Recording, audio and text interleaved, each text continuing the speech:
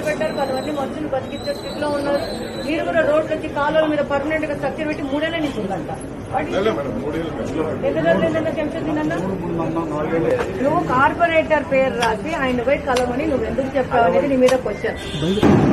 సచివాలయంలో వచ్చిన వాళ్ళకి నువ్వు direct right they have a problem with the ration card. ఆ రేషన్ కార్డు ఏం ప్రాబ్లం ఉందో ఆమెకు రిటర్న్ గా రాసి ఇచ్చేసి ఈ ప్రాబ్లం ఉందని చెప్పి వరకు మాత్రమే నీ పరిధి.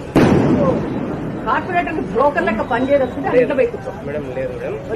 అంటే ప్రతి ఒక్క జనాభా ప్రజలందరూ వెళ్ళేది కార్పొరేట్ ఇంటి దగ్గర కూర్చొని ఆయన దయాదాక్షిణ్యం మీద చెయ్యి పట్టుకుని ఆయన రేషన్ కార్డు ఇస్తే తీసుకుంటారు, ఆయన రేషన్ కార్డు ఇవ్వకపోతే తీసుకోరు. మీలాంటి బ్రోకర్లు పెట్టుకుని వాళ్ళు నడుపుతా అంటే మీరు గవర్నమెంట్ దగ్గర జీతం తీసుకొని వాళ్ళ దగ్గర బ్రోకర్ లెక్క పనిచేయదలుచుకునేవా మహేందర్?